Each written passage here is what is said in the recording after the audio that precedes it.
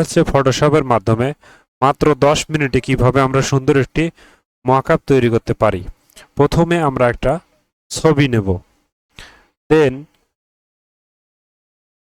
Object selection tool থেকে আমরা select করে নেব ছবিটি।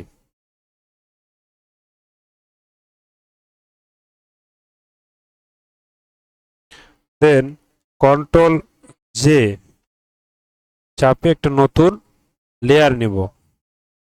দেন আমরা ফাইল মেনুতে যাব, ফাইল মেনু থেকে প্লেস এমবেডেড অপশনে যাব, একটা ছবি ওকে করব প্লেস মেনু থেকে।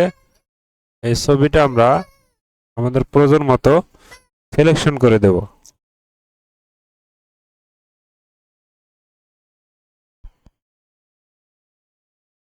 তারপর আমরা রাইট বাটনে ক্লিক করে ক্রিয়েট এ ক্লিপিং মাস্ক। ওকে, আমাদের ছবিটি সুন্দরভাবে মকআপ হয়ে গেছে।